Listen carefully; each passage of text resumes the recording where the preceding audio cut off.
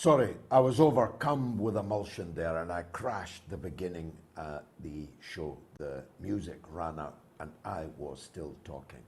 But I'm filled with emotion as I see the refugee camps and the refugee population of the Gaza Strip, 2 million people, fenced in on all sides, with nowhere to run and nowhere to hide, no bomb shelters in which to take cover, absolutely nothing between them and the skies, and the latest and most fearsome American military hardware raining down upon them.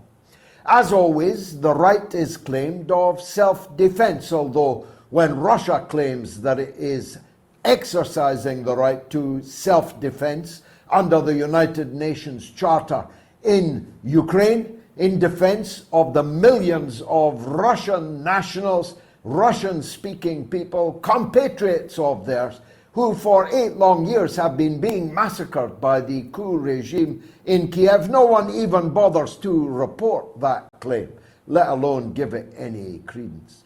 But everyone accepts, everyone amongst the media whores, accept Israel's explanation that whilst they cannot deny they are massacring small children, small defenseless children of the same age as my own children, they cannot deny that. They know that they will never be prosecuted for it. Still less will they be sanctioned as a state for it. Still less will the unending, everlasting largesse of the so-called international community trickle to a halt. Israel is a war criminal state. It's a state founded on war crimes. It's a state founded on ethnic cleansing and genocide. It's a apartheid state, and yet it walks tall in the corridors of power and in social power. Try getting a message like I've just delivered to you out on social media.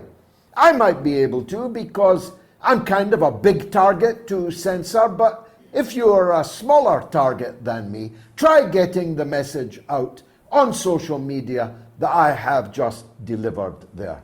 You will be cancelled. You will be banned. And as my good friend, the late Shulamit Aloni, a former Israeli government minister, once put it to me over dinner in her apartment in Tel Aviv, we'll call you an anti-Semite. It's our trick. We always do it. I can talk about the situation in Gaza all night, but there are so many international crises that I'll have to move on swiftly. But before I do, I want to say a word about the economic situation and its accompanying 4 horsemen of the apocalypse that are enveloping the continent of Europe, including my own country of the United Kingdom.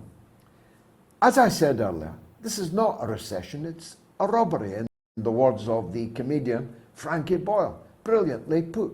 It's a robbery, it's grand larceny. Capitalism is booming.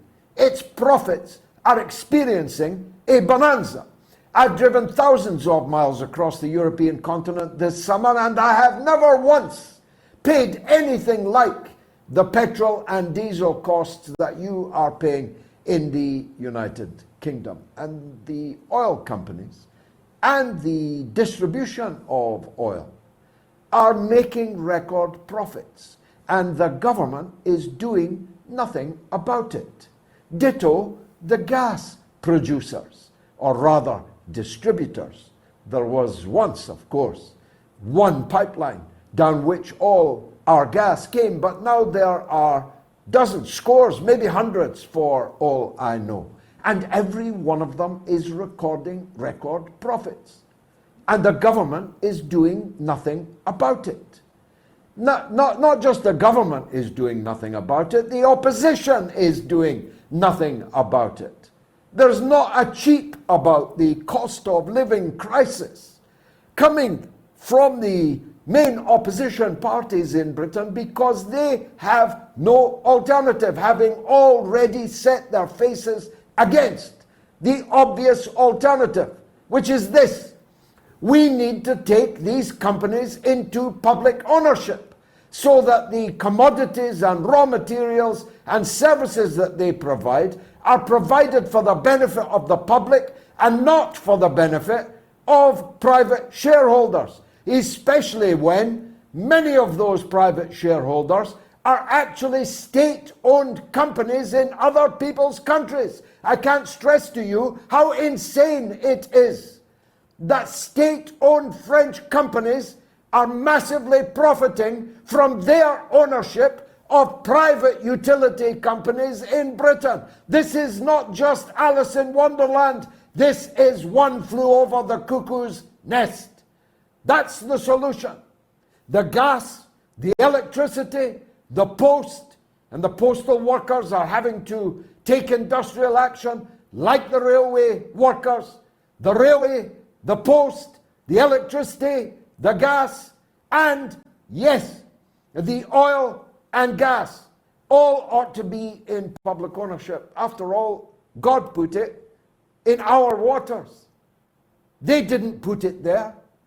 They don't own it in any moral or meaningful sense, and they have been harvesting it for well over 50 years in Britain's North Sea oil fields. I want to see a different kind of world. You see, as Edward Kennedy, Robert Kennedy's funeral once pointed out, some people look at things and ask why. Some people look at things that are not, never were, and ask why not. I'm asking you to ask why not. Why not own that which is essential to our lives? Without water, we die.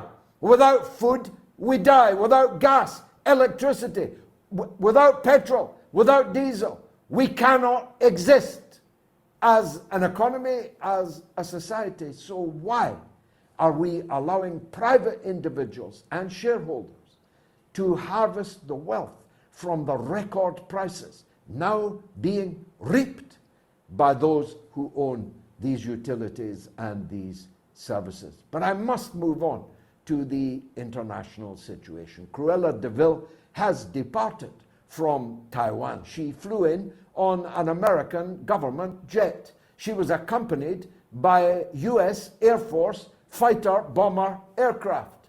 There was apparently a tanker filled with Smirnoff, which was connected by a large guzzling hosepipe to Nancy Pelosi, Boozy Pelosi's airplane. I don't know if that rumor is true, but she staggered down the steps, pink pantsuit and all. She didn't appear to have wet her pants, although for a moment Joe Biden was wetting his when the Chinese Air Force was scrambled.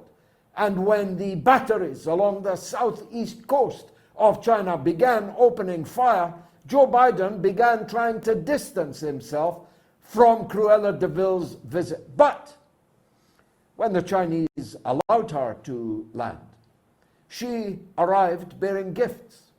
She arrived bearing the promise of more and more weapons, more and more money, more and more political and diplomatic support for a part of a country that the United States itself recognizes as part of China. You have to grasp, because so many people are so stupid and ignorant about this and other things. The United States, the United Kingdom, the European Union, the United Nations, all of Latin America, all of Africa, all of Asia, everybody in the entire world recognizes Taiwan as part of China. So, as I asked the Spanish government this week, how would you feel if the third highest ranking Chinese official landed in Barcelona, was feted by the separatists there, and promised the Catalan separatist movement more guns, more money, and more diplomatic and political support? How would you like it, Mr. and Mrs. Spain? Or as I asked the American public, now, Hawaii is a state of the United States of America, but it does have people there that want separatism. that want to be out of the USA, that want Hawaii to be an independent country. How would you feel, Americans, if the third highest ranking Chinese official landed in Hawaii bearing gifts of guns and money and political and diplomatic support for the Hawaiian separatist movement? Because that analogy is pretty near perfect, except Hawaii is a lot further away from the United States than Taiwan is from China. And this when you have already repeatedly stated, including this week, that you continue to hold to the one China policy. You continue to hold to the policy that there is only one China and that ipso facto, Taiwan is a part of it. As provocations go, it was near insane. If the Chinese leadership had been as reckless as the American leadership, we would already be in what could become the Third World War. But the Chinese leadership walks softly, though it carries a big stick. And it's already begun wielding that stick across a whole range of countermeasures. The United States will pay for the offense to the territorial integrity and national sovereignty of the Chinese people.